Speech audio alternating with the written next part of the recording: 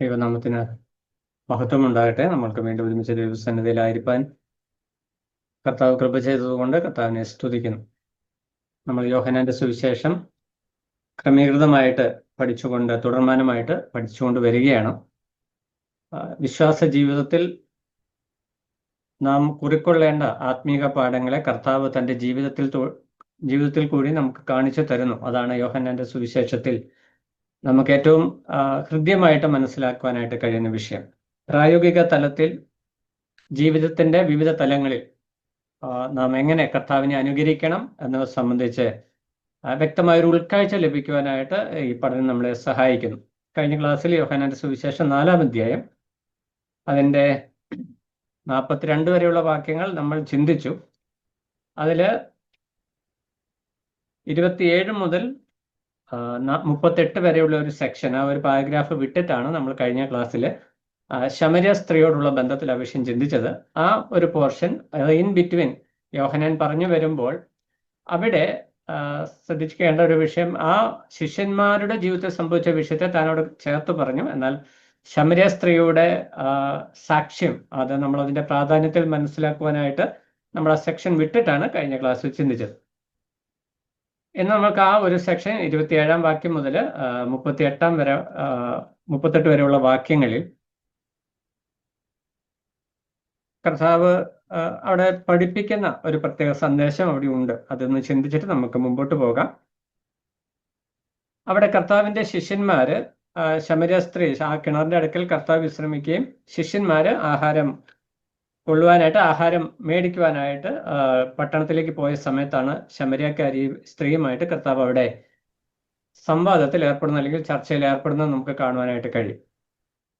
അവര് തിരിച്ചു വരുമ്പോൾ കർത്താവ് ശമര്യ സ്ത്രീയുമായിട്ട് സംസാരിക്കുന്നത് കണ്ട് അത്ഭുതത്തോടെ ആശ്ചര്യപ്പെട്ട് നിൽക്കുന്ന ശിഷ്യന്മാരെയാണ് നമ്മൾ 27-ാം വാക്യത്തിൽ കാണുന്നത്. അപ്പോൾ യോഹന്നാൻ പറഞ്ഞു വരുമ്പോൾ വിഷയങ്ങൾ തമ്മിലൊന്ന് മിക്സ് ചെയ്താണ് പറഞ്ഞു പോകുന്നത്. അപ്പോൾ നമ്മൾ കഴിഞ്ഞ ദിവസം ശമര്യക്കാരി സ്ത്രീയുള്ള ബന്ധത്തിൽ ആ വിഷയം പഠിച്ചതുകൊണ്ട് ശിഷ്യന്മാരോടുള്ള ബന്ധത്തിൽ കർത്താവ് അവർക്ക് പറഞ്ഞു കൊടുത്ത ആ പാഠങ്ങളെ അല്ലെങ്കിൽ ഗുണപാഠത്തെ, അതിൽ നിന്ന് നമുക്ക് എന്ത് ആത്മീക പാഠമാണ് ലഭിക്കുന്നത് എന്ന് ചിന്തിച്ച് മുമ്പോട്ട് പോകാം. ഇവിടെ 2 പ്രധാന വിഷയങ്ങളാണ് കർത്താവ് ആ വേദഭാഗത്ത് എടുത്തു പറയുന്നത്. 31 മുതൽ, അതിന് മുമ്പുള്ള വാക്യം അവിടെ എന്ത് സംഭവിച്ചു എന്നുള്ള വിഷയമാണ് പറയുന്നത്. 31-ാം വാക്യത്തിൽ വരുമ്പോൾ അതിനിടയിൽ ശിഷ്യന്മാർ അവനോട് റബ്ബി ഭക്ഷിച്ചാലും എന്ന് അപേക്ഷിച്ചു. ഇവിടെ ശമര്യ സ്ത്രീയുമായിട്ട് യേശു സംസാരിച്ചുകൊണ്ടിരിക്കുമ്പോഴാണ് അവരവിടെ വരുന്നത്. ശമര്യ സ്ത്രീ പട്ടണത്തിലേക്ക് പോയപ്പോൾ ശിഷ്യന്മാർ കർത്താവിനോട് പറയുന്ന വാക്കാണ് റബ്ബി ഭക്ഷിച്ചാലും എന്ന് അപേക്ഷിച്ചു. അപ്പൊ ശിഷ്യന്മാര് പറഞ്ഞതിൽ തെറ്റൊന്നുമില്ല. കാരണം അവർ ഭക്ഷണം വാങ്ങാൻ വേണ്ടി പോയതാണ്, വാങ്ങിക്കൊണ്ട് വന്നു. ഓൾറെഡി കർത്താവ് എൻഗേജ്ഡ് ആയിരുന്നു. കർത്താവ് അതിൽ നിന്ന് ഫ്രീ ആയി. അപ്പോൾ ആഹാരം കഴിക്കുക എന്നുള്ളത് പറയുന്നതിൽ സാങ്കേതികമായിട്ട് പ്രോബ്ലം ഒന്നുമില്ല. അത് ശരിയായൊരു വിഷയം. എന്നാൽ കർത്താവ് അതിന് കൊടുക്കുന്ന മറുപടി നമ്മളെ ചിന്തിപ്പിക്കേണ്ട ഒരു വിഷയമാണ്. 32-ാം വാക്യത്തിലേക്ക് വരുമ്പോൾ അതിന് അവൻ നിങ്ങൾ അറിയാത്ത ആഹാരം ഭക്ഷിപ്പാൻ എനിക്കുണ്ട്. ഇത് അവരെ സംബന്ധിച്ച് കൺഫ്യൂസ് ചെയ്ത ഒരു വിഷയമാണ് എന്ന് അവരോട് പറഞ്ഞു. അവൾ 33-ാം വാക്യത്തിൽ വായിക്കുന്ന ആകയാൽ വല്ലവനും അവന് ഭക്ഷിപ്പാൻ കൊണ്ടുവന്നുവോ എന്ന് ശിഷ്യന്മാർ തമ്മിൽ പറഞ്ഞു. അപ്പോൾ ആ ഒരു സന്ദർഭം നമ്മൾ ഇന്ന് ചിന്തിച്ചു കഴിഞ്ഞാൽ, ഇവർ വളരെ കഷ്ടപ്പെട്ട് ആഹാരം വളരെ ദൂരം, ഇന്നത്തെ പോലെ നമുക്ക് ബൈക്കിനൊന്നും പോയി മേടിച്ചുകൊണ്ട് വരാൻ പറ്റത്തില്ല, വളരെ ദൂരം നടന്ന ആഹാരമൊക്കെ മേടിച്ചു കൊണ്ടുവന്ന് കർത്താവിനോട് കഴിക്കുവാനായിട്ട് പറഞ്ഞപ്പോൾ കർത്താവ് പറയുകയാണ് എനിക്ക് വേറെ ആഹാരമുണ്ട്, നിങ്ങൾ അറിയാത്ത ആഹാരം ഭക്ഷിപ്പാൻ എനിക്കുണ്ട്. ഇത് അവർക്കുള്ളിൽ ഒരു കൺഫ്യൂഷനായി. അപ്പോൾ ഇതിൽ നിന്ന് കർത്താവ് അവരെ പഠിപ്പിക്കുവാനായിട്ട് ഉദ്ദേശിച്ച പാഠങ്ങളാണ് തുടർന്നുള്ള വാക്യത്തിൽ നമ്മൾ കാണുന്നത്. ഇവിടെ ഒന്നാമതായി നമ്മൾക്ക് ഉൾക്കൊള്ളുവാൻ കഴിയുന്ന വിഷയം ശിഷ്യന്മാരുടെ ജീവിതത്തിലെ മുൻഗണന, പ്രയോറിറ്റീസ് ഇൻ ലൈഫ്. ശിഷ്യന്മാരിവിടെ നമ്മൾ ശിഷ്യന്മാരെ കുറ്റപ്പെടുത്തുന്നില്ല, കർത്താവും ശിഷ്യന്മാരെ കുറ്റപ്പെടുത്തിയിട്ടില്ല. പക്ഷെ കർത്താവ് അവരെ ഒരു കാര്യം ബോധ്യപ്പെടുത്തുക, ജീവിതത്തിൽ എന്തിനാണ് മുൻഗണന. വിശ്വാസികളായിരിക്കും നമ്മുടെയൊക്കെ ജീവിതത്തിൽ പ്രയോറിറ്റീസ്, മുൻഗണനകൾ. നമ്മൾ രക്ഷിക്കപ്പെട്ടതിന് ശേഷം നമ്മൾ ഇത്രയും വർഷങ്ങളായിട്ട് വിശ്വാസ ജീവിതത്തിൽ ജീവിക്കുന്നു. നമ്മുടെ ജീവിതത്തിലെ മുൻഗണന എന്താണ്? അപ്പൊ ഇവിടെ പ്രധാനമായിട്ട് 2 വിഷയങ്ങളെ കർത്താവ് എടുത്തു കാണിക്കുന്നു. ഒന്ന്, ഭൗമിക ആഹാരം, ഉപജീവനം. അത് ഏറ്റവും പ്രധാനപ്പെട്ട ഒരു വിഷയം. ഇന്ന് നമ്മൾക്ക് ആഹാരം ആവശ്യമാണ്, ഉപജീവനം ആവശ്യമാണ്. നമ്മളൊക്കെ അത്യുത്വാനം ചെയ്യുന്നു, അതിനുവേണ്ടി ഉപജീവനത്തിന് വേണ്ടിയാണ് വിദേശത്ത് പോയി പോലും നമ്മൾ ജോലി ചെയ്യുന്നത്. അത് ആവശ്യമാണ്. എന്നാൽ പ്രയോറിറ്റി എന്താണ്? അപ്പൊ കർത്താവ് വളരെ വ്യക്തമായിട്ട് പറയുകയാണ്, നിങ്ങൾക്ക് ആഹാരം ആവശ്യമാണ്. കർത്താവ് ശിഷ്യന്മാരെ അയക്കുമ്പോൾ പറയുന്നുണ്ട്, നിങ്ങൾ അപ്പോൾ എടുത്തുകൊള്ളണം, ആഹാരം ആവശ്യമാണ്, എങ്കിൽ മാത്രമേ ശുശ്രൂഷ ചെയ്യുവാനായിട്ട് എനർജി ഉണ്ടാകത്തുള്ളൂ. പക്ഷെ ഇവിടെ കർത്താവ് എടുത്തു കാണിക്കുന്ന വിഷയം, കർത്താവിന്റെ പ്രയോറിറ്റിയും ശിഷ്യന്മാരുടെ പ്രയോറിറ്റിയും ഡിഫറെന്റ് ആണ്. കർത്താവ് വന്നത്, കർത്താവ് പറയണം, നിങ്ങൾ അറിയാത്ത ആഹാരം ഭക്ഷിപ്പാൻ എനിക്കുണ്ട്. അപ്പോൾ അവരുടെ മനസ്സിൽ വന്നത് എന്താ? കർത്താവ് ശമര്യക്കാരിയായിട്ട് സംസാരിച്ചുകൊണ്ടിരിക്കുകയാണ്. അപ്പോൾ ഇവിടെ ഏതെങ്കിലും ശമര്യൻ കൊണ്ട് ആഹാരം കൊടുത്തു കാണും, നമ്മൾ ഈ അധ്വാനിച്ച് കഷ്ടപ്പെട്ട് കൊണ്ടുവന്ന ആഹാരം വേസ്റ്റ് ആയെന്നാണ് ഇവർ ചിന്തിക്കുന്നത്. അവർ തമ്മിൽ പറഞ്ഞു, നമ്മുടെ ഇന്നത്തെ ഭാഷാശൈലി ഞാനങ്ങ് പറഞ്ഞു എന്നുള്ളൂ. സ്വാഭാവികമായിട്ട് അവരും മനുഷ്യരാണ്. അപ്പോൾ അവരുടെ ഉള്ളിലും ഒരു നീരസം അല്പം ഉണ്ടായി എന്ന് നമുക്ക് മനസ്സിലാക്കാം. കർത്താവ്, ഞങ്ങൾ ഇത്രയും കഷ്ടപ്പെട്ട് ഈ ആഹാരം കൊണ്ടുവന്നിട്ട് വേറെ ആരാണ്ട് കൊണ്ടുവന്ന് നീ കഴിച്ചിട്ട് ഇരിക്കുകയാണോ എന്നൊരു ചിന്ത അവരുടെ ഉള്ളിൽ അവർ തമ്മിൽ പറഞ്ഞു. എന്നാൽ കർത്താവ് അവരോട് പറയുന്ന വിഷയമാണ് പ്രധാനപ്പെട്ട വിഷയം. എന്നാൽ അതിനോട് ചേർത്ത് ശമര്യക്കാരെയും കൂടെ നമ്മൾ അവിടെ കൊണ്ടുവരണം, എങ്കിൽ നമുക്ക് ഇതിന്റെ ആശയം മനസ്സിലാകത്തുള്ളൂ. ശമര്യക്കാരി കർത്താവുമായിട്ട് സംസാരിച്ചതിന് ശേഷം ഈ വാക്യത്തിൽ തന്നെ ശിഷ്യന്മാർ അവിടെ വന്നതിന് ശേഷമാണ് ശമര്യക്കാരി പട്ടണത്തിലേക്ക് പോകുന്നത്. അപ്പോൾ ശിഷ്യന്മാർ ആ കാഴ്ച കണ്ടു. ശമര്യക്കാരി പോയതിനു ശേഷമാണ് ആഹാരം കഴിക്കുവാനായിട്ട് യേശുവിനോട് ശിഷ്യന്മാർ ആവശ്യപ്പെടുന്നത്. എന്നാൽ ശമര്യക്കാരി കർത്താവുമായിട്ടുള്ള സംസാരത്തിന് ശേഷം ശമര്യക്കാരിയുടെ പ്രയോറിറ്റി, ജീവിതത്തിലെ പ്രയോറിറ്റിയിൽ വ്യത്യാസം വന്നു. അവൾ അവിടെ വന്നത് വെള്ളം കോരാനാ. വീട്ടിൽ അരി വെക്കണം, ഇന്നത്തെ ഭാഷ പറഞ്ഞു ഉച്ചയ്ക്ക് ചോറ് വെക്കാൻ വേണ്ടിയൊക്കെ ആയിരിക്കാം വെള്ളം എടുക്കാൻ വന്നത്. എത്തിച്ചെന്നിട്ട് കൊണ്ടുവന്നിട്ട് വേണം ഉച്ചയ്ക്ക് അരി വെക്കാൻ. എന്നാൽ കർത്താവുമായിട്ടുള്ള അവിടെ സംസാരത്തിന് ശേഷം അവളുടെ ജീവിതത്തിൽ ഒരു ബോധ്യമുണ്ടായി. എന്താ ബോധ്യം? നീ സംസാരിക്കുന്ന ഈ യഹൂദനായിരിക്കുന്ന വ്യക്തി തന്നെയാണ് മോശയും പ്രവാചകന്മാരും പറഞ്ഞ ക്രിസ്തു അല്ലെങ്കിൽ മശിഹ എന്നവൻ ഞാൻ തന്നെ എന്ന് കർത്താവ് പറഞ്ഞപ്പോൾ ആ റിയലൈസേഷൻ, ആ ബോധ്യത്താൽ ശമര്യക്കാരിയുടെ പ്രയോറിറ്റീസിൽ മാറ്റം വന്നു. അവൾക്ക് ആഹാരം ഉണ്ടാക്കുന്നത്, കർത്താവിടെ ആഹാരം കഴിക്കാൻ നിൽക്കുകയാണ്, അവൾക്ക് ആഹാരം ഉണ്ടാക്കുന്നതായിരുന്നില്ല അവിടുത്തെ പ്രധാന വിഷയം.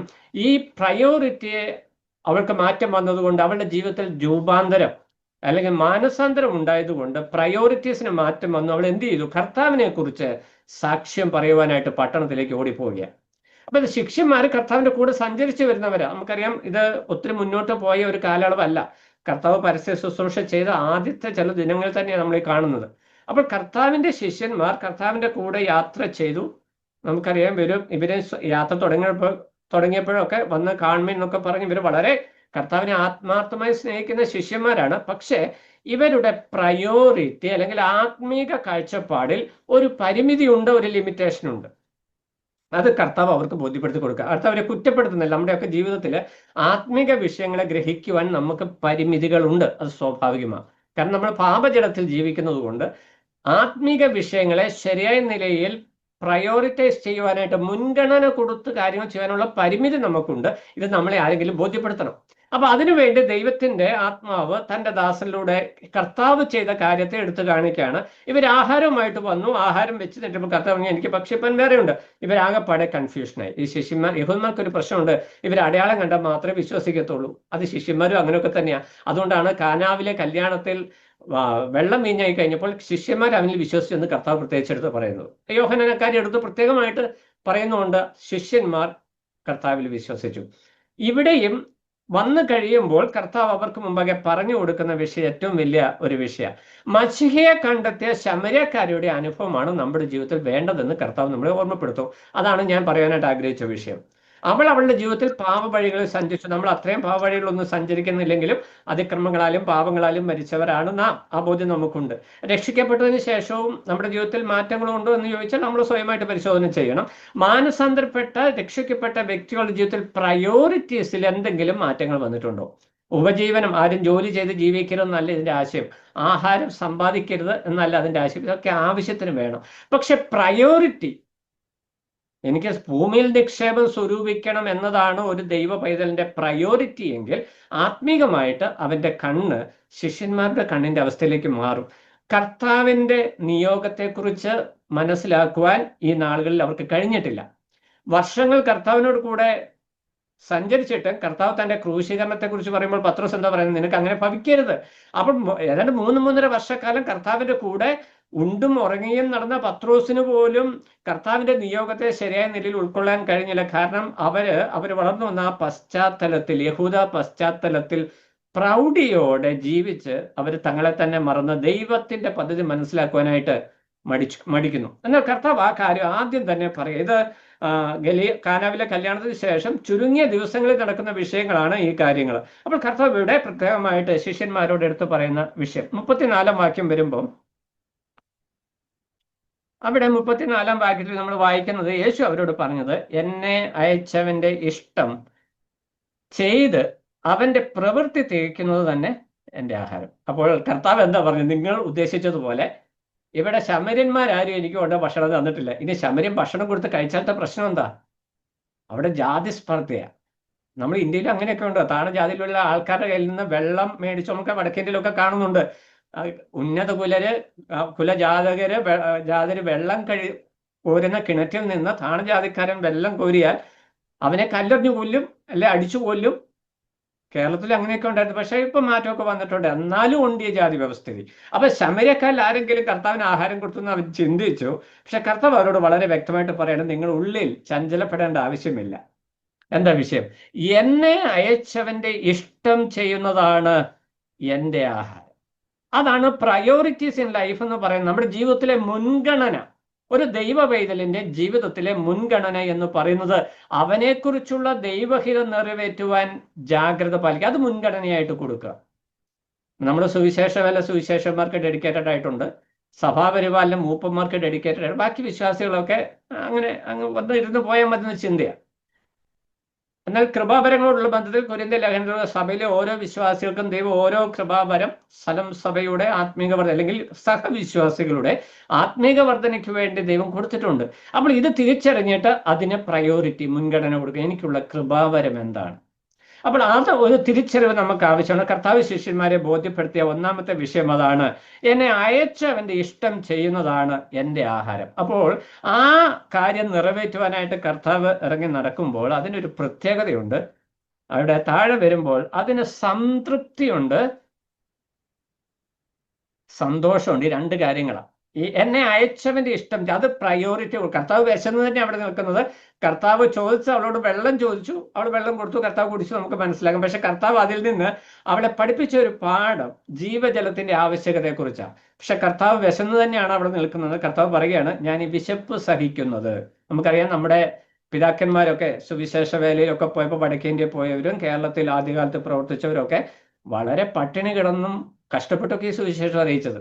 മിഷണറിമാർ ഇന്ത്യയിൽ വന്നപ്പോൾ, മിഷണറിമാർ ആഫ്രിക്കൻ രാജ്യങ്ങളിലേക്ക് പോയപ്പോൾ അവരൊക്കെ ഈ അനുഭവത്തിലൂടെ കടന്നുപോയി. സുവിശേഷന്മാരായിട്ടുള്ളവരൊക്കെ ഈ അവസ്ഥ കടന്നുപോയിട്ടുണ്ട്.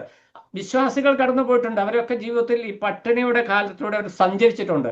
വിശ്വാസത്തിന് വേണ്ടി ത്യാഗം സഹിച്ചിട്ടുണ്ട്. ഇതൊക്കെ ഈ പ്രയോറിറ്റിയുടെ പ്രത്യേകതയാണ്. എന്തുകൊണ്ടാണ് നമ്മൾ ത്യാഗം സഹിച്ചത്? നമുക്ക് നാമധേയ സഭകളിൽ നിന്നാൽ പോരായിരുന്നോ?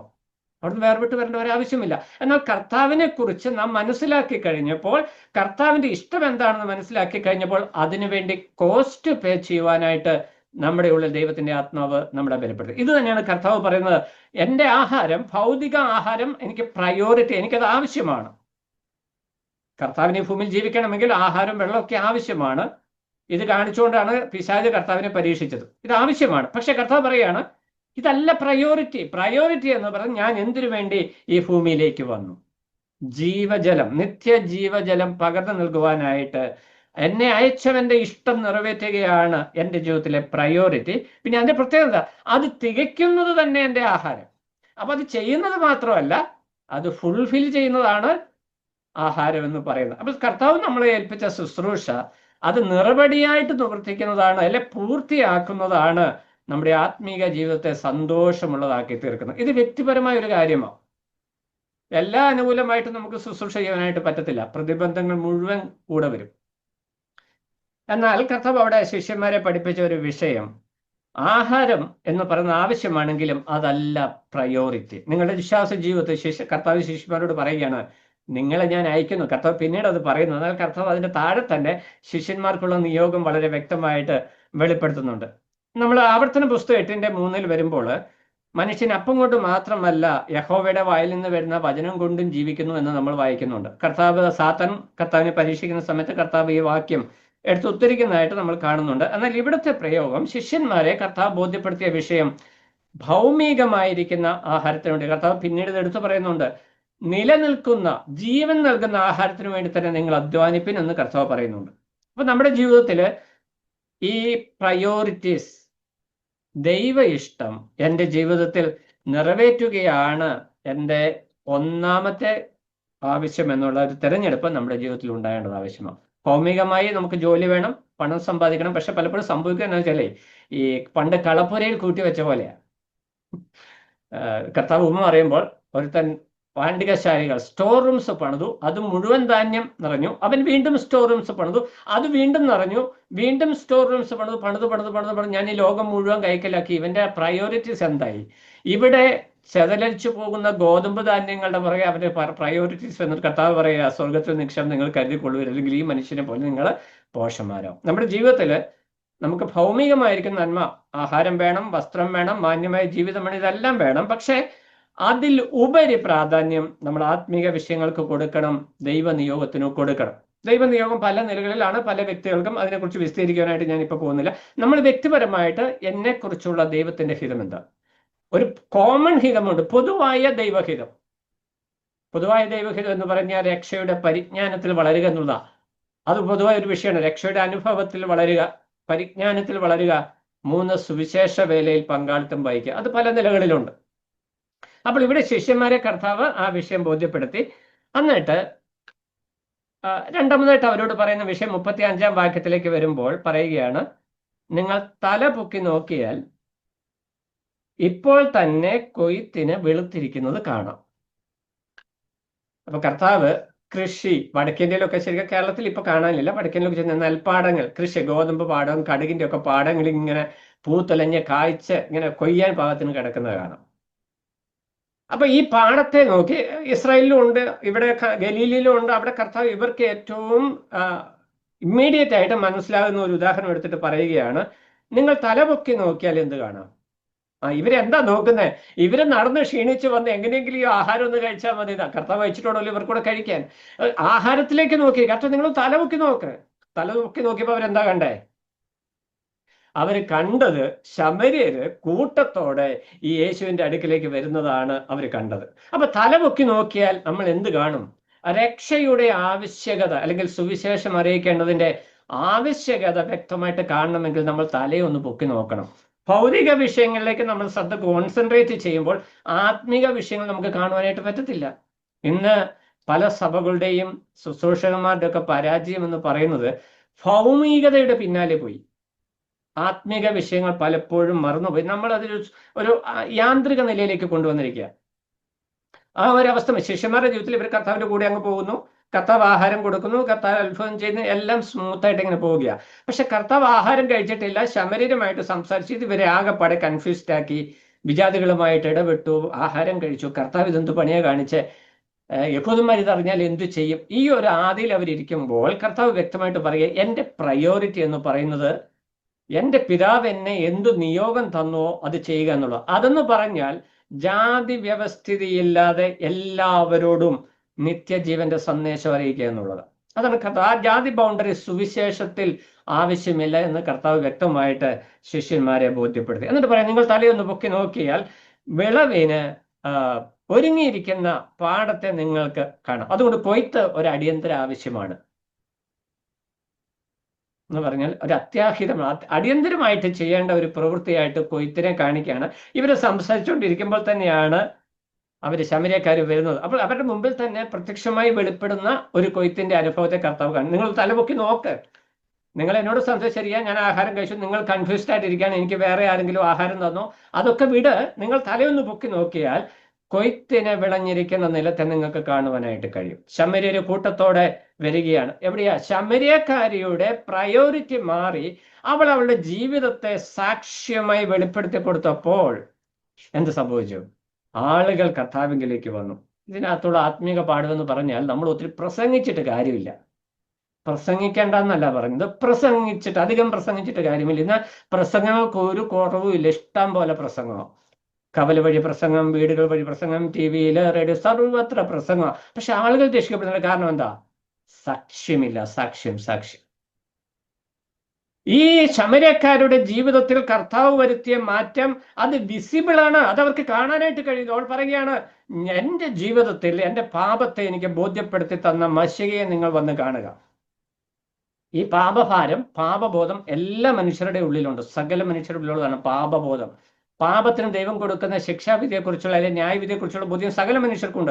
അപ്പോൾ ഈ ശമര്യക്കാരി പറയുകയാണ്, എൻ്റെ പാപത്തെ എനിക്ക് ബോധ്യപ്പെടുത്തി എനിക്കൊരു വീണ്ടെടുപ്പ് ഒരുക്കിയ കർത്താവിനെ വന്ന് കാണുവിനെന്ന് പറയുമ്പോൾ ശമര്യക്കാരിയുടെ കൂടെ അവർ വരണമെങ്കിൽ അവളുടെ ജീവിതത്തിലെ രക്ഷയുടെ സന്തോഷം അവളുടെ മുഖത്തുണ്ടായിരുന്നു. ഒരു വേർപാട്, ഒരു സാക്ഷ്യം അവളുടെ മുഖത്തുണ്ടായിരുന്നു. അതുവരെ 5 പുരുഷന്മാരുടെ കൂടെ ജീവിച്ച ഒരു സ്ത്രീയെ അവരൊരു വേശ്യയായിട്ട് മുദ്ര കുത്തിയ സ്ത്രീ ചെന്ന പട്ടണം ചെന്ന് പറയാണ്, മശിഹയെ എന്ന് വെച്ച ക്രിസ്തുവെ ഞാൻ കണ്ടെത്തിയിരിക്കുന്നു, നിങ്ങൾ വരുവിനെന്ന് പറയുമ്പോൾ നമ്മൾ പട്ടണത്തിലെ മാന്യന്മാരായ വ്യക്തികൾ ഈ സ്ത്രീയുടെ വരണമെങ്കിൽ അത് നിസ്സാര വിഷയമല്ല. അവിടെയാണ് സാക്ഷ്യത്തിന്റെ മഹത്വം, ക്രിസ്തീയ സാക്ഷ്യം. ഇവിടെ അവിടെ ചെന്ന് വലിയൊരു പ്രസംഗമൊന്നും കാഴ്ചവെച്ചിട്ട് ഒറ്റ വാക്കേ പറഞ്ഞുള്ളൂ, എൻ്റെ ജീവിതത്തിൽ എൻ്റെ കുറവുകളെ എനിക്ക് ബോധ്യപ്പെടുത്തി തന്ന മനുഷ്യനെ നിങ്ങൾ വന്ന് കാണുവിൻ, അവൻ ക്രിസ്തുവാണോ? അത് ഒരു ക്വസ്റ്റ്യനാണ്. ക്രിസ്തു ആണെന്ന് അവൾ പറയുകയല്ല, അവിടെ അതൊരു സ്റ്റേറ്റ്മെന്റ് ആയിരുന്നില്ല. അവൾ വന്ന് പറഞ്ഞു, നിങ്ങൾ അന്വേഷിപ്പേൻ, നിങ്ങൾ പരിശോധിപ്പേൻ അദ്ദേഹം ക്രിസ്തുവാണോ എന്ന്. അതിന്റെ റിസൾട്ട് പറഞ്ഞു, ഇനി നിന്റെ വാക്കുകൊണ്ടല്ല, ഞങ്ങൾ കണ്ട് ബോധ്യപ്പെട്ടതുകൊണ്ട് ഞങ്ങൾ വിശ്വസിക്കുന്നു. അതുകൊണ്ട് ഇന്ന് നമ്മൾ ശ്രദ്ധിക്കേണ്ട വിഷയം എന്ന് പറയുന്നത് പ്രസംഗത്തിന്റെ ആധിക്യമല്ല, പ്രവൃത്തിയിലൂടെ ജീവിതത്തിൽ ക്രിസ്തീയ സാക്ഷ്യം കാണിക്കാൻ നമുക്ക് കഴിയണം. നമ്മൾ വാരോരാതെ ദൈവസ്നേഹത്തെക്കുറിച്ച് പ്രസംഗിക്കും. നമ്മുടെ സഭകളിൽ ദൈവസ്നേഹം കാണാൻ പോലും കിട്ടാത്ത അവസ്ഥയിലാണ് ഇന്നത്തെ കാലഘട്ടത്തിൽ. പകയും വിദ്വേഷവും എന്ന് വേണ്ട സകല കുശുമ്പും ഇങ്ങനെ വർദ്ധിച്ച് സുവിശേഷം നമ്മൾ പറയുമ്പോൾ അത് അതേപോലെ തിരിച്ച് തമ്മിലേക്ക് വരുന്ന ഒരു അനുഭവം. കാരണം എന്താ? ജീവിതത്തിൽ ഇത് റിഫ്ലക്റ്റ് ചെയ്യുന്നില്ല. ശമര്യക്കാരുടെ ജീവിതത്തിൽ അത് റിഫ്ലക്ട് ചെയ്തു. അവൾ തിരിച്ചു നോക്കി വന്നപ്പോൾ ഈ ശിഷ്യന്മാർ കാണുന്നത് കർത്താവിന് കൊയ്യോ, കർത്താവ് ഇങ്ങനെ അരുവോളുമായിട്ട് നിൽക്കുക കൊയ്യാൻ. ഇങ്ങനെ ആളുകൾ ഇങ്ങോട്ട് വരികയാണ്. എന്തിന്? കൊയ്ത്തിന് റെഡി ആയിട്ട് വരിക. ഫലം കൊയ്യ. ശിഷ്യന്മാരോട് നിങ്ങൾ കൊയ്തോളി എന്നാ പറയുന്നത്. സുവിശേഷത്തിന്റെ പെന്തക്കോസ്ത് നാളിൽ സുവിശേഷം അറിയിക്കുവാനായിട്ട് പത്രോസിനോട് കർത്താവ് ഇവിടെ പറഞ്ഞു തലപൊക്കി നോക്കാൻ. പെന്തക്കോസ്ത് നാളിൽ പത്രോസ് അപ്പോസ്തലൻ എഴുന്നേറ്റ് നിങ്ങൾ ക്രൂശിച്ച നസറനായ യേശുവിനെ ദൈവം രക്ഷിതാവും കർത്താവുമാക്കി എന്ന് വെച്ചു എന്ന് പറഞ്ഞപ്പോൾ ആ ദൈവാത്മശക്തിയുടെ വ്യാപാരത്താൽ ഒറ്റ പ്രസംഗത്തിൽ 3000 പേര് രക്ഷിക്കപ്പെട്ടു. നമ്മൾ വേർപാടുകാര് ക്രിസ്തീയ സമൂഹത്തിൽ നിന്ന് വേർപെട്ട് വന്നവരാ, ക്രിസ്തീയ പാരമ്പര്യമുള്ളവരാ നമ്മുടെ പിതാക്കന്മാര്. അവർ വേർപെട്ട് വന്നു കഴിഞ്ഞാൽ അവർ ദൈവവചനം സംസാരിച്ചപ്പോൾ ഈ സമുദായത്തിൽ നിന്ന് ആളുകൾ എന്തുകൊണ്ടാണ് ഈ കൂട്ടായ്മയോട് ചേർന്ന് വന്നത്? അവരുടെ ജീവിതത്തിലെ സാക്ഷ്യം, അവരുടെ ജീവിതത്തിൽ കൊടുത്ത ആത്മീക മൂല്യങ്ങൾ, അവരുടെ ആത്മീക ദർശനത്തിന് അവർ കൊടുത്ത വില, ഇത് ജനത്തെ ആകർഷിച്ചു. ഇന്ന് നമ്മൾ പറഞ്ഞത് ഈ ആത്മീക മൂല്യങ്ങളൊന്നും വേണ്ട, ഇത് കാലഹരണപ്പെട്ടു പോയി, അത് 80s അത് 90s 21st സെഞ്ചുറിയിൽ അതിൻ്റെ ആവശ്യമില്ല. ഒരു കാലത്തും അതങ്ങനെയല്ല അതിന്റെ പ്രത്യേകത. ശമര്യക്കാരി അറയ്ക്കപ്പെട്ടവളായിട്ടിരുന്ന സ്ഥാനത്ത് അവൾക്ക് പാപത്തെക്കുറിച്ച് ബോധമുണ്ടായപ്പോൾ, രക്ഷയുടെ അനുഭവം ഉണ്ടായപ്പോൾ, അവൾ മറ്റൊന്നും ചിന്തിക്കാതെ പട്ടണത്തിലേക്ക് എന്നിട്ട് പറഞ്ഞു, ഞാൻ എൻ്റെ രക്ഷിതാവിനെ കണ്ടെത്തിയിരിക്കുന്നു. ആ വാക്ക് കേട്ടപ്പോൾ ശമര്യരോടി കർത്താവിൻ്റെ അതാണ് ശിഷ്യന്മാരോട് പറഞ്ഞത്, കൊയ്ത്തിനായിട്ട് വിളഞ്ഞിരിക്കുന്ന ശമര്യ ജനക്കൂട്ടത്തെ നിങ്ങൾ കണ്ടുകൊള്ളുവിൻ. നിങ്ങൾക്ക് അവർ അറയ്ക്കപ്പെട്ടവരാണ്. നിങ്ങൾ വെള്ളം കുടിക്കാൻ പാടില്ല, ആഹാരം പാടില്ല, സംസാരിക്കാൻ പാടില്ല. പക്ഷെ ആ ജാതി അത് കൊയ്ത്തിന് ഭാഗമായിട്ടിരിക്കുകയാണ്. അത് കൊയ്യുവാൻ വേണ്ടിയാണ് ഞാൻ ഇങ്ങോട്ട് വന്നിട്ട് ഇവിടെ ആഹാരം പോലും കഴിക്കാതെ ഇരിക്കുന്നത്. കർത്താവ് വളരെ സിമ്പിളായിട്ട് പറയും, ഞാൻ പട്ടിണി ഇരുന്നത് ഈ കൊയ്ത്തിന്റെ സമയമായി എന്ന് എൻ്റെ പിതാവ് എനിക്ക് ബോധ്യപ്പെടുത്തി തന്നതുകൊണ്ട് ഞാൻ നിങ്ങളുടെ ആഹാരത്തിന് വേണ്ടി വെയിറ്റ് ചെയ്തില്ല, ഞാൻ എൻ്റെ ശുശ്രൂഷ നിറവേറ്റി. എത്ര അനുഗ്രഹീതമായ ഭാഗ്യമാണ് അവിടെ ഉണ്ടായത്. കൊയ്ത്തിന് വിളഞ്ഞിരിക്കുന്നു. ഇനി 36-ാം വാക്യത്തിൽ വരുമ്പോൾ ഈ കൊയ്ത്തിന്റെ ഫലം എന്താണ്? ഈ കൃഷിയിൽ പല സ്റ്റേജസ് ഉണ്ട്. ഒന്ന്, ആദ്യം നില ഉഴുകണം, പിന്നെ വിത്ത് വിതയ്ക്കണം, ഞാറ് വളർന്നുകൊണ്ട് വളം ചെയ്യണം, കളപറിക്കണം, പിന്നെയാണ് കൊയ്ത്ത്. ഇത് വിളഞ്ഞു കഴിയുമ്പോഴാണ് കൊയ്ത്ത് വരിക. കർത്താവ് അത് കൃത്യമായിട്ട് 2 വാക്കിൽ പറഞ്ഞു. വിതയ്ക്കുന്നവനും കൊയ്യുന്നവനും, 36-ാം വാക്യം, വിതയ്ക്കുന്നവനും കൊയ്യുന്നവനും ഒരുമിച്ച് സന്തോഷിപ്പാൻ തക്കവണ്ണം കൊയ്യുന്നവൻ കൂലി വാങ്ങി നിത്യജീവങ്കിലേക്ക് വിളവ് കൂട്ടിവയ്ക്കുന്നു. അപ്പോൾ കർത്താവ് അവിടെ പറഞ്ഞ വിഷയം, വിതയ്ക്കുന്നവനും കൊയ്യുന്നവനും ഒരുമിച്ച് സന്തോഷിക്കും. അപ്പോസ്തലന്മാർ തമ്മിൽ ആത്മീക ശുശ്രൂഷ രംഗത്ത്, സുവിശേഷ രംഗത്ത്, സഭാ പരിപാലന രംഗത്ത്, സഭാ നടത്തിപ്പ് രംഗത്ത്, സഭയിലായിരിക്കുമ്പോൾ ആത്മീക ഐക്യതയിൽ നിന്നുകൊണ്ട് ഓരോരുത്തൻ താൻ്റെ ശുശ്രൂഷ ചെയ്യണം. വിതയ്ക്കുന്നവനും വിതയ്ക്കണം, വളവിടുന്നവൻ വളവിടണം, കളപറിക്കുന്നവൻ കളപറിക്കണം, കൊയ്യുന്നവൻ കൊയ്യണം.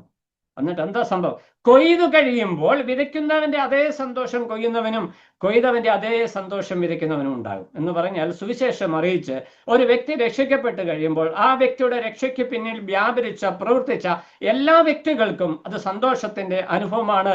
കൂലി കൊടുക്കുമ്പോൾ അവർക്ക് തുല്യമായ കൂലി പങ്കിടുമെന്ന് കർത്താവ് കൃത്യമായിട്ട് പറയാം. നീ ശമര്യനെ നോക്കണ്ട.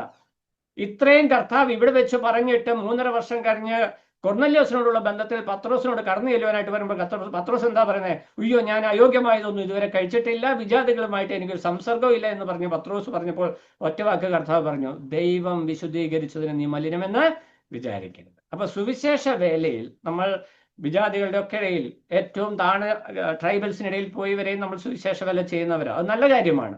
പക്ഷെ കർത്താവ് പഠിപ്പിക്കുന്ന ആ ഒരു ആത്മീക പാഠമെന്ന് പറയുന്നത് നമ്മൾ വിതയ്ക്കുന്നവനും കൊയ്യുന്നവനും ഒരുപോലെ പ്രതിഫലം കൊടുക്കുന്ന ഒരു കർത്താവാണ് നമുക്കുള്ളത്. അപ്പൊ അതിനകത്ത് ഏറ്റവും ശ്രദ്ധേയമായിട്ട് വ്യാപരിക്കേണ്ട ഒരു വിഷയം എന്ന് പറയുന്നത് ആത്മീക ഐക്യതയിൽ വേണം ഈ കാര്യം ചെയ്യാൻ. അരിശപ്പെട്ട് വിതച്ചാൽ എങ്ങനെ ഇരിക്കും? എല്ലാം കൂടി ഒരു കുഴിയിലിട്ട് മൂടും. അരിശപ്പെട്ട് കൊയ്താലോ വെട്ടി തവിട് പൊടിയാക്കി കളയും. ഈ ആത്മീക ഐക്യത ഇന്ന് നമ്മുടെ സഭകളിൽ ഇല്ലാതെ പോകുന്നത് കൊണ്ടാണ് കൊയ്ത്ത് ശരിയാകാത്തത്, വിതയും ശരിയാകാത്തത്. ഇത് പലപ്പോഴും ആരും ചിന്തിക്കുന്നില്ല. ഭയങ്കര പ്രവർത്തനം, ലക്ഷങ്ങളാണ് പൊട്ടിപ്പൊട്ടിക്കുന്നത്.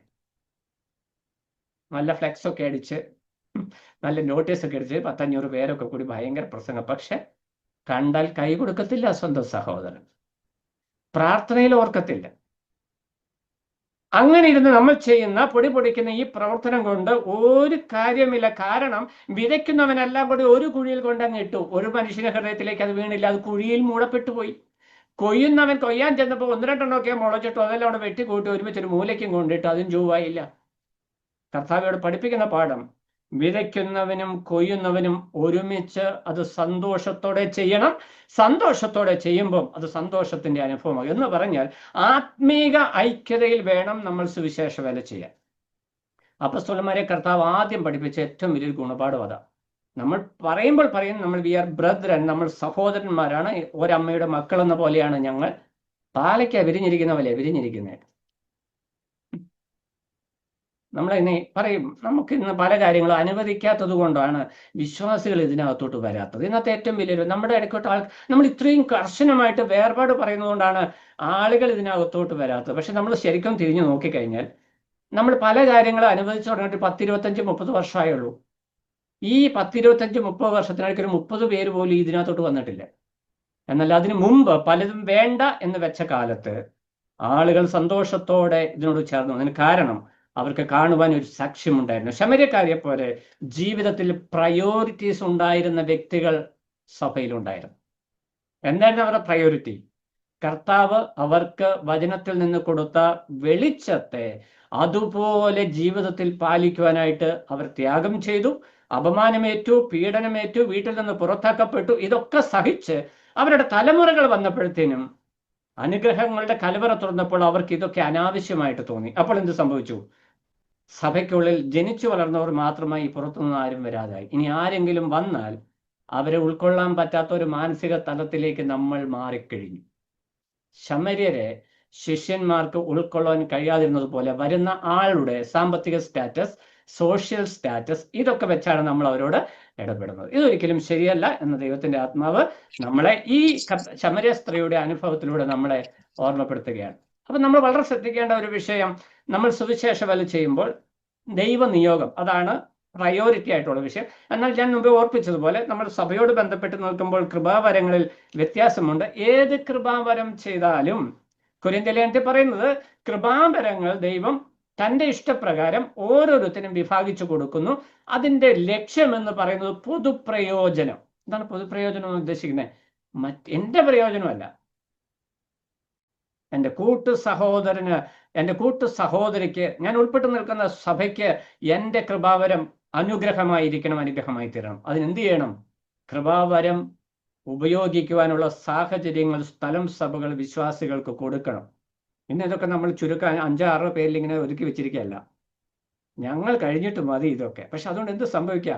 ഞങ്ങളോട് കൂടി ഈ സഭയും തീരും. അതാണ് പ്രശ്നം. പക്ഷെ കർത്താവ് അങ്ങനെയായിരുന്നില്ല. കർത്താവ് ഈ മാതൃക അവർക്ക് കാണിച്ചു കൊടുത്തിട്ട് ശിഷ്യന്മാരോട് പറയുകയാണ്, നിങ്ങൾ തല ഉയർത്തി നോക്കുവിൻ, നിങ്ങൾ ഇതുപോലെ ചെയ്യണം. ഞാൻ എന്തു ചെയ്തു? എൻ്റെ ഭൗമിക ആഹാരമായിരുന്നില്ല എനിക്ക് മുഖ്യം, എൻ്റെ പിതാവിൻ്റെ ഇഷ്ടം ചെയ്യുന്നതായിരുന്നു എനിക്ക് മുഖ്യം. എന്താ പറയുക, ഇവിടെ ചെയ്യുന്ന വിഷയം കർത്താവിൻ്റെ മുമ്പ് നമ്മൾ ശരിക്കും ചിന്തിച്ചു കഴിഞ്ഞാൽ പഴയ നിയമ പ്രവാചകന്മാർ കർത്താവിൻ്റെ വരവിനെ കുറിച്ച് പ്രസ്താവിച്ചിരുന്നു. വീണ്ടെടുപ്പുകാരൻ വരും, മശിഹ വരും എന്ന കാര്യം പഴയ നിയമ പ്രവാചകന്മാർ ആദ്യകാലം മുതലേ പ്രവചിച്ചു. അവിടെയാണ് അതിന്റെ ഫൗണ്ടേഷൻ കിടക്കുന്നത്. മുന്നോട്ട് വന്നു കഴിഞ്ഞപ്പോൾ കർത്താവിൻ കാലത്തിന് തൊട്ടു മുമ്പ് യോഹന്നാൻ സ്നാപകൻ വന്നിട്ട് പറഞ്ഞു, ഇതാ ദൈവത്തിന്റെ കുഞ്ഞാട്. അവിടെ ആ വഴി അവിടെ ഒരുക്കി കർത്താവ് വന്ന് പറഞ്ഞു, ഞാൻ തന്നെയാകുന്നു ക്രിസ്തു. അത്രയും ഒരു പ്രോസസ് പടിപടിയായിട്ട് വന്ന് ആ ഒരുക്കപ്പെട്ട നിലത്ത് ആ ഒരുക്കപ്പെടൽ ഇങ്ങനെ നടന്നു. പ്രവാചകന്മാർ സംസാരിച്ചു, അവസാന പ്രവാചകനായിരുന്ന യോഹന്നാൻ സ്നാപകൻ സംസാരിച്ചു, കർത്താവ് പ്രവചനത്തിന്റെ നിവൃത്തിയായിട്ട് അവിടെ വന്നു. ഇത്രയും കാലങ്ങൾ ഒരുക്കി, ഇനി കൊയ്ത്തിന്റെ സമയമാണ്, നിങ്ങൾ റെഡിയായിക്കോ കൊയ്യാൻ, ശമര്യരുടെ അടുക്കലും വചനവുമായിട്ട് പോകണം. ഇതാണ് കർത്താവ് കൊടുത്ത പാഠം. ഇതിൽ നിന്ന് ഈ പറഞ്ഞതിന്റെ സമ്മറി ആയിട്ട് ഒരു 3 പോയിന്റ് ഞാൻ പറഞ്ഞുതരാം. 3 പോയിന്റ് ആയിട്ട് നമുക്ക് അതിനൊന്ന് സമ്മറൈസ് ചെയ്യാം. ഈ പ്രായോഗികമായിട്ട് ഈ ശിഷ്യന്മാർക്ക് കർത്താവ് ആഹാരത്തോടുള്ള ബന്ധത്തിൽ പറഞ്ഞ 4 പ്രധാന കാര്യങ്ങൾ. ഒന്ന്, നമ്മുടെ ജീവിതത്തിൽ പ്രയോറിറ്റീസ് ഭൗമിക വിഷയങ്ങൾക്കായിരിക്കരുത്, ആത്മീയ വിഷയങ്ങൾക്കായിരിക്കണം. അതാണ് ഏറ്റവും ലളിതമായിരിക്കുന്നത്. ഒറ്റ വാക്കിൽ നമുക്ക് പറയാം, ഭൗതിക ആവശ്യങ്ങൾ വേണം, പക്ഷെ മുൻഗണന നമ്മൾ കർത്താവിന് കൊടുക്കണം. എന്നെക്കുറിച്ചുള്ള ദൈവത്തിന്റെ ഉദ്ദേശം എന്ത്, അത് ആണ് മുൻഗണന. ഒന്നാമത്തെ വിഷയം. രണ്ടാമത്തെ വിഷയം,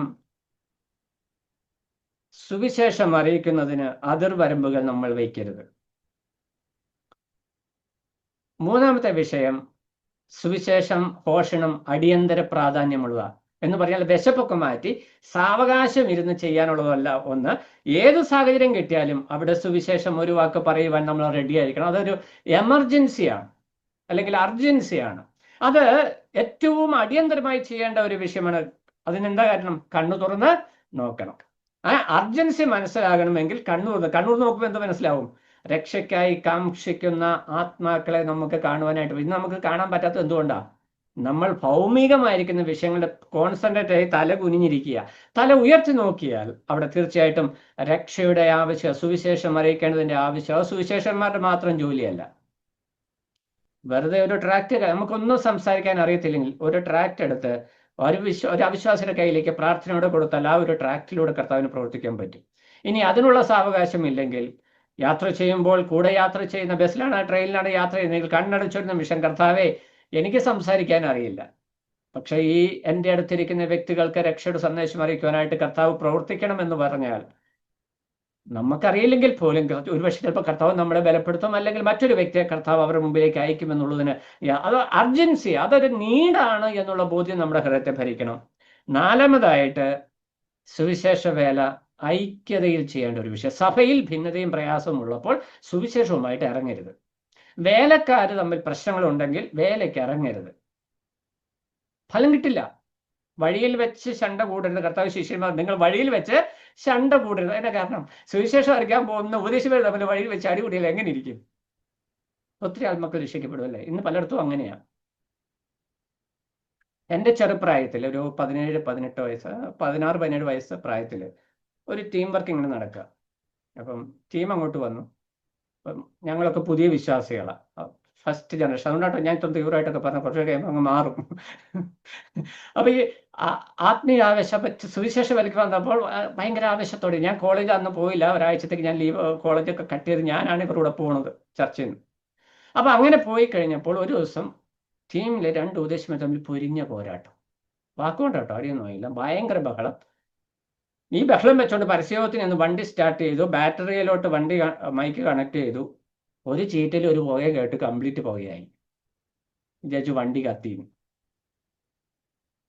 അന്ന് ഞാൻ 12 കൗമാരപ്രായക്കാരനാണ്. അന്ന് ഞാൻ മനസ്സിലാക്കിയൊരു വിഷയമായിരുന്നു.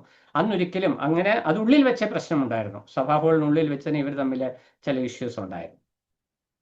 മനുഷ്യരാണ്, ഇതൊക്കെ സ്വാഭാവികം. പക്ഷെ അത് വെച്ചുകൊണ്ട് വേല സ്ഥലത്തേക്ക് ഇറങ്ങരുത്.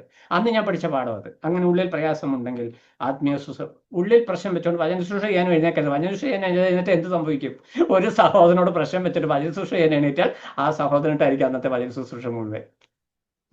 ഇവിടെ കർത്താവ് വളരെ വ്യക്തമായിട്ട് പഠിപ്പിക്കുന്ന ഒരു വിഷയം, ആത്മീക ശുശ്രൂഷ സ്നേഹത്തിന്റെ ആത്മാവിൽ കൂട്ടായ്മയിൽ ചെയ്യേണ്ട ഒന്നാണ്. അതിന് കാരണം നിങ്ങൾ ഒരുമിച്ച് സന്തോഷിക്കും. കൊയ്യുന്നവനും വിതയ്ക്കുന്നവനും കൊയ്യുന്നവനും ഒരുപോലെ സന്തോഷിക്കുവാനായിട്ട് ഇടവരും.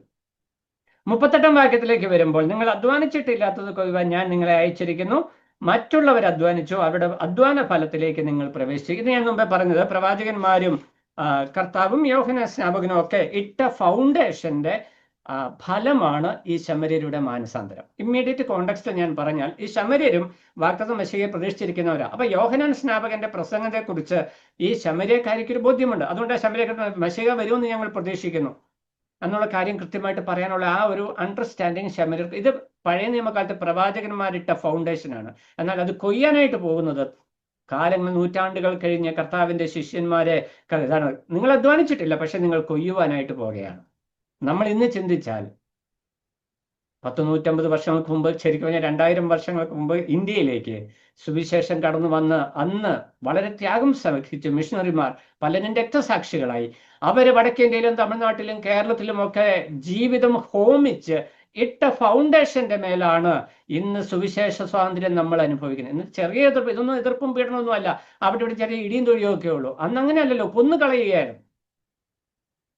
ആ ഫൗണ്ടേഷനിൽ നമുക്ക് ലഭിച്ച സ്വാതന്ത്ര്യത്തിന്റെ വില നമ്മൾ മനസ്സിലാക്കാതെ കർത്താവ് ഇവരോട് പറഞ്ഞതുപോലെ, നിങ്ങൾ അധ്വാനിച്ചിട്ടില്ലാത്തത് കൊണ്ട് നിങ്ങൾക്ക് അതിന്റെ വില അറിയില്ല. കർത്താവ് നിങ്ങളുടെ ആ അധ്വാനത്തിലേക്ക് അത് കൊയ്യുവാനായിട്ട് ഞാൻ നിങ്ങളെ ഏൽപ്പിക്കുകയാണ്. പക്ഷെ എന്ത് ചെയ്യണം? സന്തോഷത്തോടെ കൊയ്യുവാനായിട്ട് ഇടയായിത്തീരണം. നമ്മുടെ ക്രിസ്ത്യ ജീവിതത്തിൽ ഇന്ന് നാം അനുഭവിക്കുന്ന ഫ്രീഡം, സന്തോഷം, അത് നമ്മുടെ പൂർവന്മാര് വന്നവര് അവർ അനുഭവിച്ച ത്യാഗത്തിന്റെ, രക്തസാക്ഷി മരണത്തിന്റെ വിലയാണ്. ആ ഫൗണ്ടേഷനിലാണ് നമ്മൾ നിൽക്കുന്നത് എന്നുള്ള ബോധ്യമുണ്ടാകണം. ആ ബോധ്യം നമുക്ക് നഷ്ടപ്പെട്ടത് കൊണ്ട് എന്ത് സംഭവിക്കും? നമ്മൾ പിന്മാറ്റത്തിൽ പോകും, ഉദാസീനരാകും. അപ്പോൾ നമ്മുടെ തലമുറ വരുമ്പോൾ അവർക്ക് ഇതുമായിട്ടൊരു ബന്ധം ഉണ്ടാകും. ഇന്ന് നമ്മൾ ഇടുന്ന ഫൗണ്ടേഷനാണ് നാളെ നമ്മുടെ തലമുറകളുടെ അടിസ്ഥാനം എന്ന് നമ്മൾ മറന്നു പോകരുത്. ഇത് കർത്താവ് ശിഷ്യന്മാരെ വ്യക്തമായി ബോധ്യപ്പെടുത്തുകയാണ്. ഇനി നമ്മൾ അതിന്റെ 43 മുതലുള്ള വാക്യങ്ങളിലേക്ക് വരുമ്പോൾ അടുത്ത വിഷയം വളരെ പെട്ടെന്ന് അങ്ങ് പറഞ്ഞു പോകാം. 43 വാക്യം, 2 ദിവസം കഴിഞ്ഞിട്ട് അവൻ അവിടം വിട്ട് ഗലീലയ്ക്ക് പോയി. കർത്താവ് ഈ സ്ഥലം വിട്ട്, അതായത് ശമര്യ വിട്ട് ഗലീലയ്ക്ക് പോയി. അവിടെ വ്യക്തമായിട്ട് പറയുന്നുണ്ട്, കാനാവിലേക്ക് തന്നെയാണ് കർത്താവ് പോയത്. ആദ്യം വെള്ളം വീഞ്ഞാക്കിയ സ്ഥലത്തേക്ക് പോയി. അവിടെ വെച്ച് രണ്ടാമത്തെ അത്ഭുതം ചെയ്യുന്നു. 54 വാക്യത്തിൽ വരുമ്പോൾ പറയുകയാണ്, യേശു യഹൂദയിൽ നിന്ന് ഗലീലയിൽ വന്നപ്പോൾ ഇത് രണ്ടാമത്തെ അടയാളമായിട്ട് ചെയ്തു. യോഹന്നാൻ വ്യക്തമായിട്ട് പറയുകയാണ്, ആദ്യം കാനായിലെ വെള്ളം വീഞ്ഞാക്കി, ഇപ്പോൾ ഇവിടെ രാജഭൃത്യന്റെ മകനെ സൗഖ്യമാക്കുന്നു. ഈ രാജഭൃത്യനോടുള്ള ബന്ധത്തിലും 2-3 കാര്യങ്ങൾ നമുക്ക് അതിൽ നിന്ന് ട്രേസ് ചെയ്യാൻ, ഒന്ന് പുറത്തേക്ക് എടുക്കാനായിട്ട് കഴിയുന്ന 1-2-3 പോയിന്റുകൾ പറഞ്ഞ് ഇന്നത്തെ ക്ലാസ് നമുക്ക് അവസാനിപ്പിക്കാം. ഇവിടെ രാജഭൃത്യൻ കർത്താവിന്റെ അടുക്കിലേക്ക് വരിക. നമ്മൾ ആദ്യം മനസ്സിലാക്കുന്നത്, കർത്താവ് കാനായിൽ കല്യാണത്തിന് വീഞ്ഞൊക്കെ റെഡിയാക്കി ഇഷ്ടം പോലെ അവിടെ സന്തോഷമൊക്കെ വരുത്തിട്ട് കർത്താവ് പോയി ശമര്യയിലേക്ക് പോയി. തിരിച്ച് അങ്ങോട്ട് വരിക. അവിടെ വരുമ്പോൾ എന്താ സംഭവിക്കുന്നത്? പ്രവാചകന് 44 വാക്യം, പ്രവാചകന് തൻ്റെ പിതൃദേശത്ത് ബഹുമാനമില്ല. കർത്താവ് അവിടെ എന്തൊക്കെ അത്ഭുതം ചെയ്തിട്ടും കർത്താവിനെ വിശ്വസിക്കാനോ അംഗീകരിക്കാനോ ദൈവപുത്രനായിട്ട് അല്ലെ മശിയായിട്ട് ഉൾക്കൊള്ളുവാനായിട്ടുള്ള ഒരു മനോഭാവം അവർക്കുണ്ടായില്ല. എന്നാൽ ചിലര് അത്ഭുത അയാളൊക്കെ കണ്ട് അവനെ അംഗീകരിച്ചു. അത് വിശ്വാസമല്ല, ജസ്റ്റ് ആക്സെപ്റ്റഡ്. നമ്മൾ കർത്താവിനെ അംഗീകരിച്ചവരെ കർത്താവിന്റെ ക്രൂശിന്റെ ചുവട്ടി നമ്മൾ കാണുന്നുണ്ട്. ബാക്കിയുള്ളവരൊക്കെ വന്ന വഴി ആഹാരം കൊള്ളാനും രോഗസൗഖ്യം കിട്ടാനൊക്കെ കൂടിയവരാ. അവരൊക്കെ അംഗീകരിച്ചു, പക്ഷെ വിശ്വാസമായിരുന്നില്ല. എന്നാൽ അതിൽ നിന്ന് വ്യത്യസ്തമായിട്ട് യോഹന്നാൻ ഒരു വ്യക്തിയെ പ്രത്യേകമായിട്ട് എടുത്തു കാണിക്കുന്നു. അതാണ് 46 മുതലുള്ള വാക്യം. 46 വാക്യത്തിൽ വായിക്കുമ്പോൾ, മകൻ രോഗിയായിരുന്ന ഒരു രാജഭൃത്യൻ കഫർന്നഹൂമിൽ ഉണ്ടായിരുന്നു. യേശു യഹൂദ്യ ദേശത്തു നിന്ന് ഗലീലയിൽ വന്നു എന്ന് അവൻ കേട്ട് അവന്റെ അടുക്കൽ ചെന്നു. ഈ രാജഭൃത്യൻ കർത്താവിന്റെ അടുക്കിലേക്ക് വരുന്നു. ഈ രാജഭൃത്യന്റെ ജീവിതത്തിലുള്ള ഒരു ട്രാൻസ്ഫോർമേഷൻ, ശമര്യക്കാരുടെ ട്രാൻസ്ഫോർമേഷൻ ആണ് ആദ്യം യോഹന്നാൻ പറഞ്ഞത്. ഇവിടെ ഇപ്പൊ ഈ രാജഭൃത്യന്റെ ട്രാൻസ്ഫോർമേഷൻ പറയണം. ഒന്ന്, അവൻ ഈ യേശുവിന്റെ അടുക്കിലേക്ക് വരുമ്പോൾ യേശുവിനെ കുറിച്ച് കേട്ടു.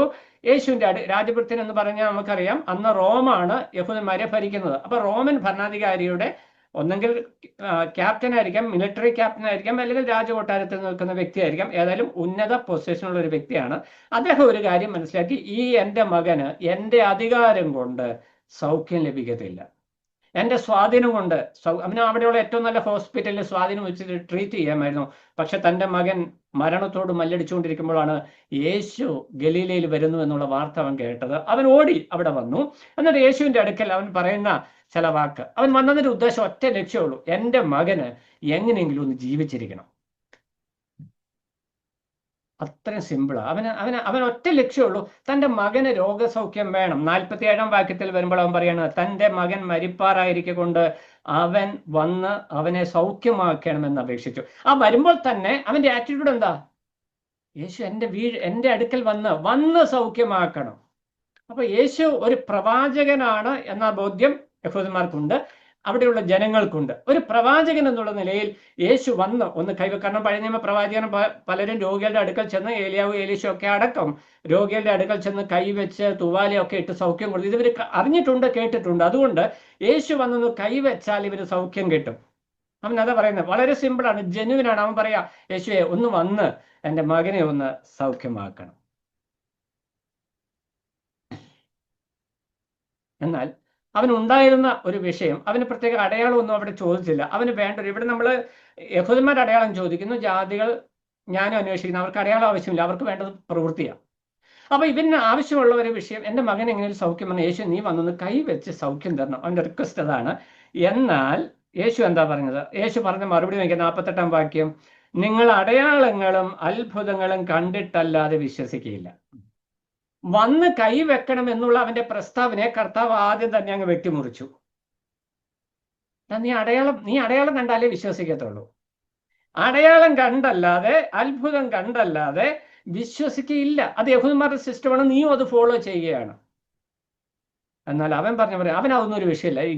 എനിക്ക് അടയാളവും വേണ്ട, ഒന്നും വേണ്ട, എനിക്ക് വേണ്ടത് ഒരു വിഷയമാണ്. 49-ാം വാക്യം, കർത്താവേ പൈതൽ മരിക്കും മുമ്പേ വരണം, ഇമ്മീഡിയറ്റ് ആക്ഷൻ. കർത്താവ്, എനിക്ക് സംസാരിച്ച് നിൽക്കാൻ അവസരമില്ല, എൻ്റെ മകൻ മരണത്തോട് മല്ലടിച്ചുകൊണ്ടിരിക്കുകയാണ്, എനിക്ക് എത്രയും പെട്ടെന്ന് സൗഖ്യം വേണം, എനിക്ക് അടയാളമൊന്നും വേണ്ട. അത് കർത്താവിന് വളരെ ബോധിച്ചു. കർത്താവ് 49-ാം വാക്യം അവസാന ഭാഗത്ത് വരുമ്പോൾ യേശു അവനോട്, പൊയ്ക്കൊള്ളുക, നിന്റെ മകൻ ജീവിച്ചിരിക്കുന്നു. അപ്പം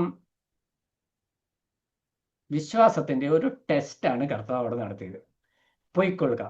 ഇവൻ എന്തിനാ വന്നേ? കർത്താവെ എൻ്റെ കൂടെ വരണമെന്ന് പറഞ്ഞാ വന്നത്. കർത്താവ് പറയാം, ഞാൻ നിന്റെ കൂടെ വരുന്നില്ല, നീ പൊയ്ക്കൊള്ളുക. അടുത്ത സ്റ്റേറ്റ്മെന്റ്, നിന്റെ മകൻ ജീവിച്ചിരിക്കുന്നു. അവൻ പിന്നെ കർത്താവിനോട് സംസാരിച്ചിട്ടില്ല, അപേക്ഷിച്ചിട്ട്. അതിനർത്ഥം എന്താ? കർത്താവ് പറഞ്ഞ വാക്ക് അവൻ വിശ്വസിച്ചു എന്നാണ് അതിന്റെ ആശയം. അപ്പോൾ ഒന്നാമത് നമ്മൾ കണ്ട വിഷയം, ഭൗതിക ആവശ്യത്തിന് വേണ്ടിയാണ് അവൻ കർത്താവിന്റെ അടുക്കൽ വന്നത്. അത് ഭൗതിക ആവശ്യത്തെ പ്രതിയുള്ള വിശ്വാസം, ആശ്രയം. നമ്മളും അങ്ങനെയാ. രോഗവും കഷ്ടതയൊക്കെ വരുമ്പോൾ നമുക്ക് കർത്താവിൽ ഭയങ്കര ആശ്രയവും വിശ്വാസമാണ്. അതങ്ങ് കിട്ടിക്കഴിഞ്ഞാൽ കർത്താവ് വേണ്ട, ഒന്നും വേണ്ട, കർത്താവ് ഇങ്ങ് വന്നങ്ങ് പരിഹരിച്ചു തരണമെന്നാണ്.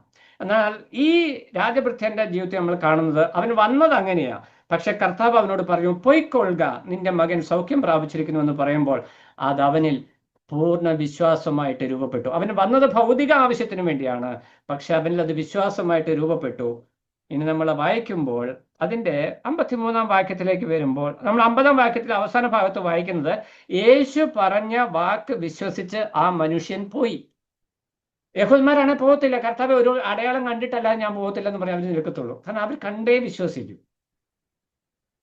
വീഞ്ഞ് കർത്താവ് കാനാവിൽ ഉണ്ടാക്കി കൊടുത്തിട്ട് അത് ടേസ്റ്റ് ചെയ്ത് നോക്കിയിട്ടാണ് അത് നമ്പർ 1 എന്ന് പറഞ്ഞത്. അത് കണ്ടിട്ട് അവർക്ക് അംഗീകരിക്കാൻ പറ്റില്ല. ഇവിടെ എന്തുവാ, ഇവന്റെ മകൻ കിലോമീറ്ററുകൾ അകലെയാണ്, അവൻ പൈതൽ വീട്ടിൽ കിടക്കുകയാണ്, മരണത്തോട് മല്ലടിക്കുക, ഏതു സമയത്തും മരിക്കാം. പക്ഷെ കർത്താവ് എന്ത് പറഞ്ഞു? നിന്റെ മകൻ ജീവിച്ചിരിക്കുന്നു എന്ന് പറഞ്ഞപ്പോൾ ആ വാക്ക് വിശ്വസിച്ച് അവൻ പിന്നെ ഒരിക്കലും കർത്താവിനോട് അവൻ, കർത്താവെ ഇമ്മീഡിയറ്റ് ആയിട്ടൊന്ന് കൽപ്പിക്കണേ, ഇമ്മീഡിയറ്റ് ആയിട്ടൊന്നും ചെയ്യണമെന്ന് പറഞ്ഞില്ല. അവൻ നേരെ പോയി.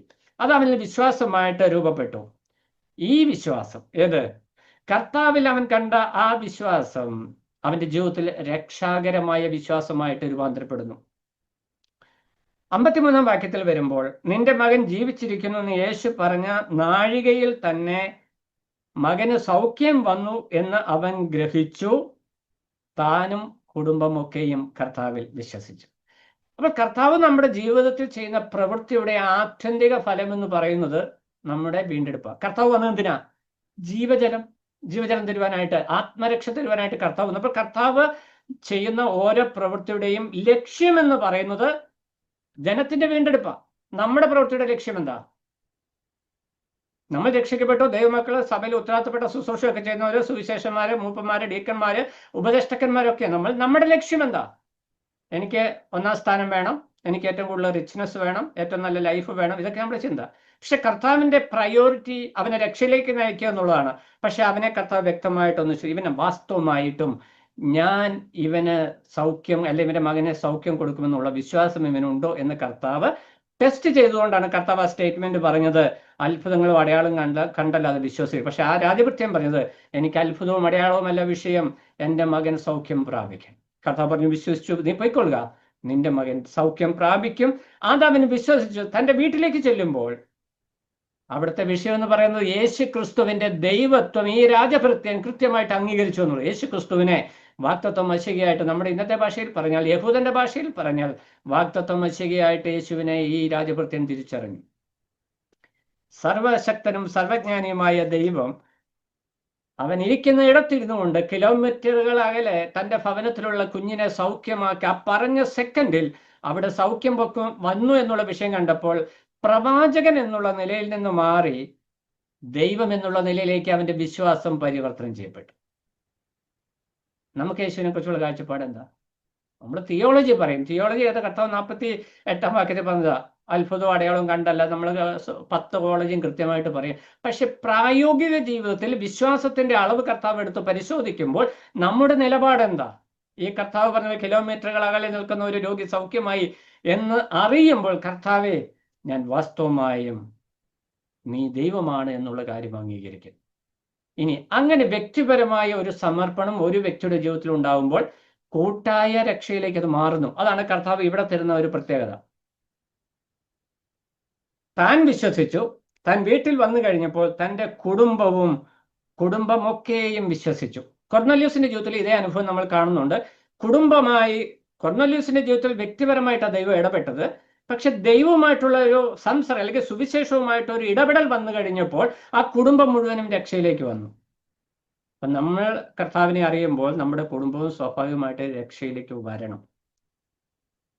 അതാണ് അതിൻ്റെ ക്രമം. അത് സംഭവിക്കാതിരിക്കുന്നതിന് കാരണം എന്ന് പറയാൻ മുമ്പ് പറഞ്ഞ വിഷയം,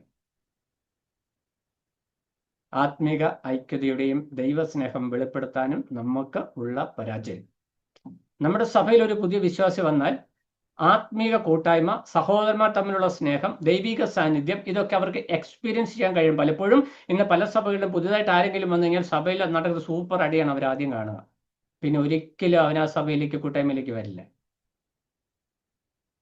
ഞാൻ ആരെയും കുറ്റപ്പെടുത്തി പറഞ്ഞത്, പക്ഷെ എൻ്റെ ഹൃദയത്തിൽ ഞാൻ വളരെയധികം എത്രയോ നാളുകളായി പ്രവർത്തിക്കുന്നു, ഫലങ്ങളില്ല. എല്ലാവരും പറഞ്ഞു സഹോദരൻ ഇഷ്ടം പോലെ പ്രവർത്തനം കൊണ്ട് ഫലമില്ല. അപ്പം ഞാൻ ഈ വിഷയങ്ങളൊക്കെ പഠിച്ചു വന്നു കഴിഞ്ഞപ്പോൾ കർത്താവ് വ്യക്തമായിട്ട് പറയുന്ന വിഷയം ഇതാണ്: പ്രയോറിറ്റീസ്. ജീവിതത്തിൽ സുവിശേഷം അറിയിക്കുമ്പോൾ പ്രയോറിറ്റി ആത്മാവിന്റെ രക്ഷയായിരിക്കണം. ഈ ആത്മാവ് രക്ഷിക്കപ്പെട്ട് കഴിയുമ്പോൾ ഇതിനെ നർച്ചർ ചെയ്യുക, പരിപാലിക്കുക, ശിഷ്യപ്പെടുത്തുക. കർത്താവ് സുവിശേഷം അറിയിച്ചിട്ട് പോകാനല്ല പറഞ്ഞത്, സകല ജാതികളെയും ശിഷ്യരാക്കുക എന്ന് പറഞ്ഞാൽ എന്താ ആശയം? സഭയിലേക്ക് കൊണ്ടുവരിക, സ്നാനപ്പെടുത്തി നമ്മുടെ അതല്ല ശിഷ്യത്വം. സ്നാനപ്പെടുത്തുന്ന ശിഷ്യത്വം അല്ല, അത് കർത്താവിൻ്റെ ഒരു കൽപ്പന അനുസരിക്കണം മാത്രം. നമ്മളൊക്കെ നമ്മൾ പഠിപ്പ് കൂടിപ്പോയതുകൊണ്ട് നമ്മുടെ ശിഷ്യത്വം അവിടെ കൊണ്ട് അവസാനിപ്പിച്ചു. രക്ഷിക്കപ്പെടുത്തി സഭയെ കൊണ്ട് സ്നാനപ്പെടുത്തിയ ശിഷ്യനായി, പിന്നെ സഭയുടെ അംഗമായി തീർന്നു. നോ, ആ വ്യക്തി മരിക്കുന്നത് വരെയും അവന്റെ ആത്മീക ജീവിതത്തിന്റെ കെയർ ടേക്കറാണ് ഈ രക്ഷയിലേക്ക് നയിച്ച വ്യക്തിയും അദ്ദേഹം ഉൾപ്പെട്ടു നിൽക്കുന്ന സ്ഥലം സഭയും. നമ്മുടെ എത്ര സ്ഥലം സഭകൾക്ക് ഇന്നീ ബോധ്യമുണ്ടെന്ന് എനിക്കറിഞ്ഞുകൂടാ. ഒരു വിശ്വാസത്തിൽ ബലഹീനനായി തീർന്നു പോയാൽ, ഒരു വിശ്വാസിയുടെ ജീവിതത്തിൽ ചെറിയൊരു വീഴ്ച പറ്റിക്കഴിഞ്ഞാൽ കൊന്നു കുഴിച്ചു മൂടി ഒരിക്കലും ആത്മീകമായി ഉണർന്നു നിൽക്കാൻ കഴിയാത്തത് നശിപ്പിച്ചു കളയുന്ന നശീകരണ പ്രവണതയാണ് ഇന്ന് ദൈവമക്കൾക്കിടയിൽ. എന്നാൽ കർത്താവ് അങ്ങനെ, ശമര്യസ്കാരി സ്ത്രീ അവിടെ നിൽക്കുമ്പോൾ കർത്താവിനെ അവളെ പുറംതിരിഞ്ഞു പോകാമായിരുന്നു. പക്ഷെ കർത്താവിന്റെ നിയോഗം എന്താ? കർത്താവ് എൻ്റെ നിയോഗം, കാണാതെ പോയതിനെ തേടി വന്നവനാണ് കർത്താവ്. നമ്മളെ എങ്ങോട്ടാ അയച്ചത്? കാണാതെ പോയതിൻ്റെ അടുക്കലേക്കാ. ആ കാണാതെ പോയതിനെ നമ്മൾ ചേർത്ത് കൊണ്ടുവന്ന് കഴിയുമ്പോൾ അതിങ്ങനെ വളർന്നു വരുമ്പോൾ ശിഷ്യത്വം, ഗുരുവും ശിഷ്യനും തമ്മിലുള്ള ബന്ധം ഇന്ന് നമുക്കതറിയില്ല, പക്ഷേ ഉണ്ട്.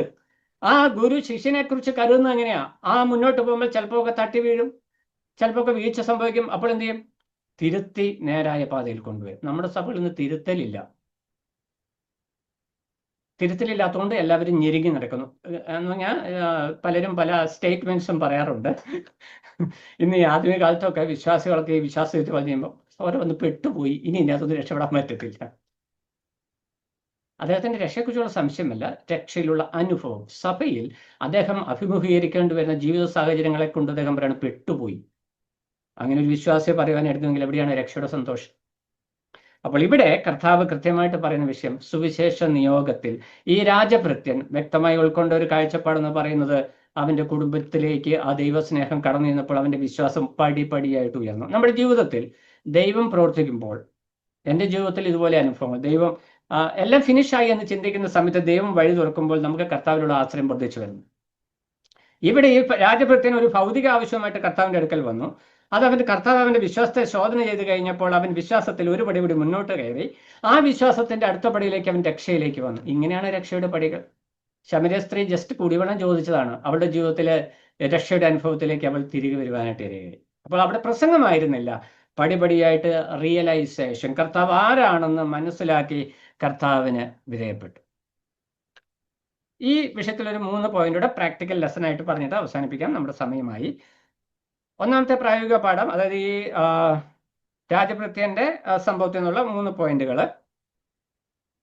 ശരിയായ വിശ്വാസം തെളിവുകൾ അന്വേഷിക്കുന്നില്ല, അല്ലെങ്കിൽ അടയാളം അന്വേഷിക്കുന്നില്ല. അതാണ് ഒന്നാമത്തെ പോയിന്റ്. യേശു പറഞ്ഞത് അങ്ങനെ തന്നെ വിശ്വസിച്ചു. നമ്മോടുള്ള ബന്ധത്തിലും കർത്താവിന്റെ കൽപ്പന അതുപോലെ അനുസരിക്കുന്ന ഒരു മനോഭാവം, വിശ്വാസത്തിന്റെയും ആശ്രയത്തിന്റെയും മനോഭാവം ഉണ്ടായിരിക്കണം. ശരിയായ വിശ്വാസം തെളിവുകൾ തേടുന്നില്ല, അല്ലെങ്കിൽ അടയാളങ്ങൾ തേടുന്നില്ല. 2, യേശുവിൽ ഒരു വ്യക്തി അർപ്പിക്കുന്ന വിശ്വാസം ആ കുടുംബത്തെ രക്ഷയിലേക്ക് നയിക്കും.